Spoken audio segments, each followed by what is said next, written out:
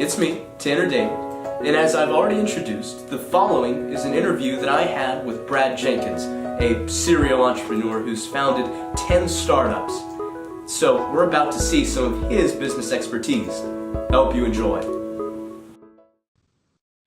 Mr. Jenkins, thank you so much for taking this time out of your busy day for really imbuing upon us your what you've learned from your years of serial entrepreneurship. And now, maybe just to start, if you could please, sir, discuss some of your history in business and all your past experiences.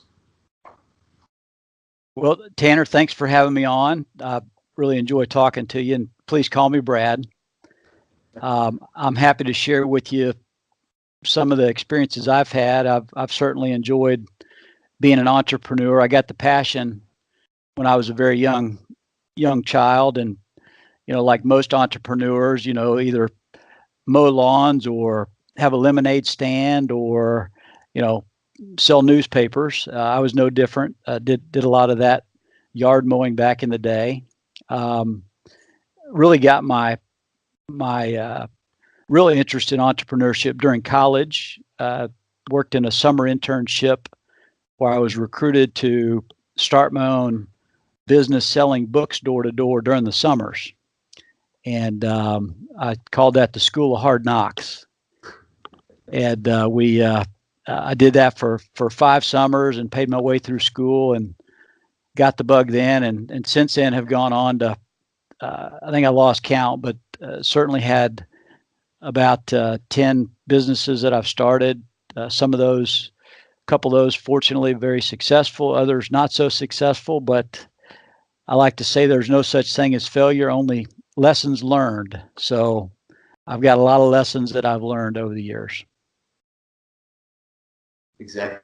You got to take the good with the bad, and we grow from our mistakes. So the classic story there.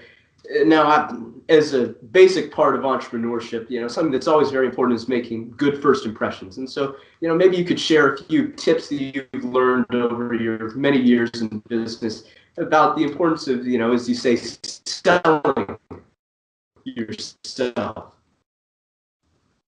Yeah, the thing about business is, people don't buy from businesses; they buy from people. So it kind of comes down to when we're trying to hire people, we try to hire people that are nice, because you can't really teach nice. And it's one of those things where if you're likable and kind, things like just typical things you a lot of people do naturally, but being positive and smile, be yourself, those are the kind of things that really go a long way when you're running your own business and interacting with customers and trying to get new customers, especially early on. It's not untypical for the entrepreneur to be the chief cook and bottle washer, so to speak. Kind of the one person doing it all. And as you do that, just understanding that being able to relate to the different people you're calling on, and being a person they can relate to in any situation, and not coming across arrogant or a know-it-all, but just being the kind of person that people might like to do business with is a great way I've found to start. And it's definitely just being a nice person, like you said, goes a long way. And now having founded so many businesses, it may be hard for people whenever they're founding a startup to kind of, where do I want to go from now, And so what are some of the resources and the places that you would recommend for some young entrepreneurs to really start looking at whenever they want to found their own business?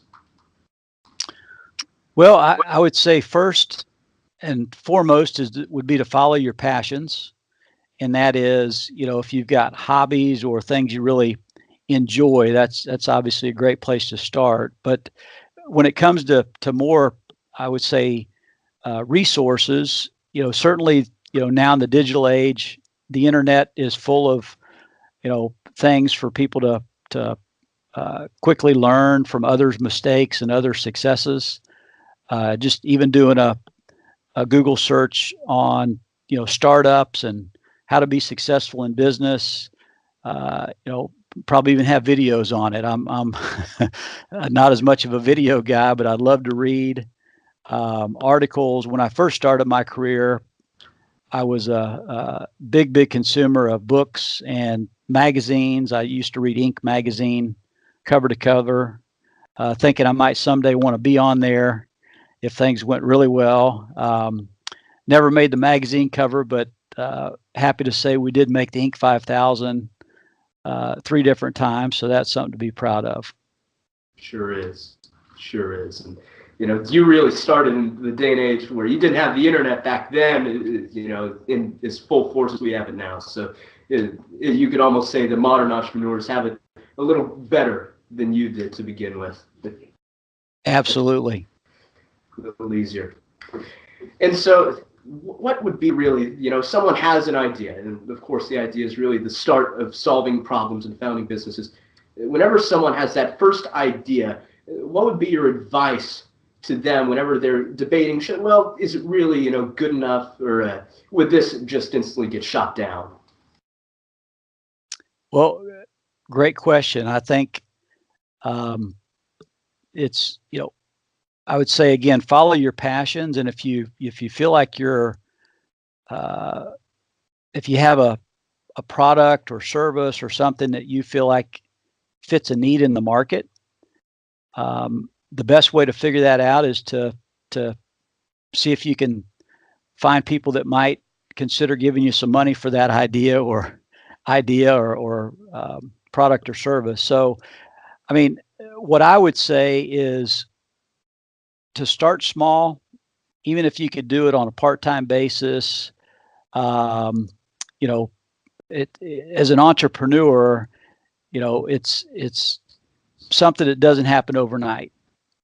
I used to joke around with my business partner that, we're a 15-year overnight success, and that what seems like happened overnight literally took years and years of hard work and dedication and tweaking and adjusting and making changes in our business model, and the products and services are ever evolving. So the kind of the key thing is, with business, you have to have 2 things, and that is you've got to have customers and you got to have cash. And you can get by with one or the other for a short amount of time, but at some point you have to have both of those. So if you don't have cash when you're starting out, that means you got to have some customers. So figuring out what you can do, and if people are willing to pay money for your product or service, and you're probably onto something. And if not, tweak it and ask them what they want. And ultimately, your customers will tell you if what you're wanting to do is viable in the market. Not everything somebody would pay for, even though they might want it, but certainly that's a great place to start. And if you can start small with a product or service, we like to say, we like to call it a minimum viable product, or an MVP, and that is what's the minimum that you can provide in a product, with software, which is our business. What features or functionality is the minimum amount somebody would be able to be willing to pay you something for? So that would be, the approach I would encourage somebody to look at. Well, and it's an often thrown around fact, and like you were saying with your 15-year overnight success, people throw around the statistic that it's only 50% of small businesses that will ever make it past the 5-year mark. And so, having had, some of your businesses that are successes, and, some that, were learning opportunities, what would be maybe some of your factors that you've really seen that lead to making it past that fateful 5-year mark? Sure. It's kind of a cliche, as they say, but, change is the only constant. So one of the things that we've done and that I've seen work for others is to really keep trying new things and adapting, and not giving up when something's not working. I've heard some people say that, the saying "fail fast" in business, which I like to put it as adjust quickly.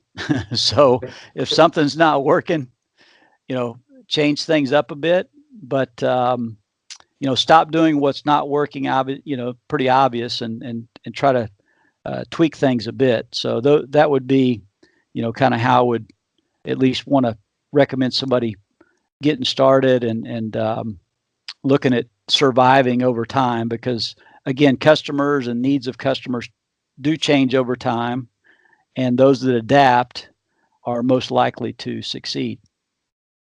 Right. And, what I know of CloudNine, especially with the internet and the cloud boom, that really causes you to have to adapt. And so maybe you could speak to some of the factors that really contributed specifically to your current business, CloudNine Discovery's, success in the last 10 years, and how, it's not just survived, but it's really begun to thrive and to come into its own.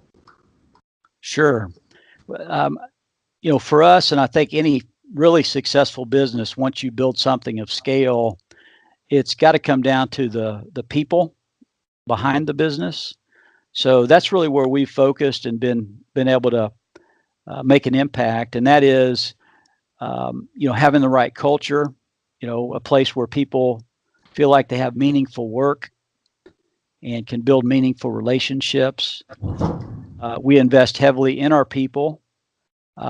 It's said often that if you take care of your people, your people will take care of your customers.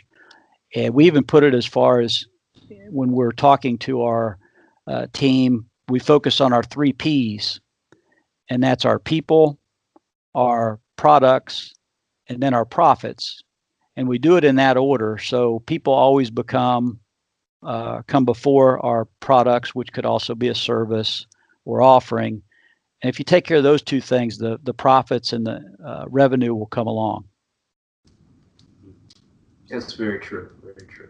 And, it's one thing that, you kind of alluded to, and, I think it's a very important thing, is in entrepreneurship, it isn't, just a one-size-fits-all kind of thing. There are so many different, places that you can take a business, so many different services or products that you can provide. And so, that's one thing that really, has drawn me to appreciate the idea of entrepreneurship, is how you really can adapt to fit anything. And if you see any form of need, you can really fill it. And so, more as a closing thought, I'd ask, maybe you could give a little bit of a monologue here for a young person considering entrepreneurship as, a possible career choice, something they really want to pursue in their life. What would you say is the good in your experience, and also the bad? What would you tell them about entrepreneurship? Well, the good is, I would say, it's the most rewarding of careers. You're your own boss. You make your own hours. Nobody's telling you what to do, other than your customers, which, they're always the boss, so to speak. But on the other side, it's probably the hardest thing you could ever do. There's nobody to point to other than, the guy in the mirror who's got to make payroll and figure out how to pay for the products that he's going to have built and sell to the customer. So, but if you like being your own boss and you're self-confident and self-motivated, then, entrepreneurship can be a great career. And, what I've found is many entrepreneurs start out as either technicians, where they're really good at a trade or craft, and they're working somewhere and getting paid an hourly wage, and they're like, what, I can do this myself, and I can do it better than my current employer. I'm going to step out on my own and make a go of it. Or sometimes they're in sales or business development, and they're, have the gift of gab, where they enjoy talking to people and have been successful in selling things and so forth. And they kind of go out on their own. And, both of those have strengths, and it certainly takes a balance of both being the person that's going to talk to customers and generate the revenue and the interest. But then there's also that technical person that has to get the job done and build the product or the software or the service or or what have you. But then there's also a third, and that's the operations person behind the scenes. That's, managing the day-to-day business, hiring the people, running your books, kind of overseeing things. So it really takes a person that is open to learning and continuing to adapt around the needs of the business, and really playing the part of all three of those different people in the business, at least to start. And then as you start to grow and you're successful, then you can hire people to, take some of those different roles, and the things you really love doing, you keep doing that, and you hire people to do the things that maybe you're not as good at. So that's how I would, I guess, what advice I would give to somebody looking at entrepreneurism. Well, that's all that you said is very true. And I mean, it's not for the faint of heart. There's those many, long nights you'll often have to spend whenever, you're starting a business. And so, well, I really appreciate, the time that you've spent, talking about entrepreneurship. And I mean, of course, I knew no one better than you to turn to, for I know that, you have been such a skilled entrepreneur. So I truly appreciate you taking this time for speaking to me, and then to the future audience who will see this. And so once again, thank you very much, Brad, Mr. Jenkins, and for letting me interview you, and I thank you for all that you've talked about. Thank you very much. Well, everybody, I hope you enjoyed hearing about some of Brad's business expertise. I know that I enjoyed hearing about some of these things that were important to take note of. In business, you need two main things: customers and cash. You need to establish an MVP for your business, your minimum viable product. Ultimately, your business has to respond to the market that it is in and the customers. Always being ready to adapt is an important trait for a small business. And ultimately, the culture is of the utmost importance. If you take care of your people will take care of your customers. Remember, there's the 3 P's: people, product, and profit. All of these things are tried and true. My father, who's worked with Mr. Jenkins for years, can attest to his brilliance in all things business. Entrepreneurship isn't for the faint of heart, but if you have what it takes, it can be a very rewarding career. I hope you've all enjoyed listening to the interview, and now, back to Tanner David. Wait, that's me.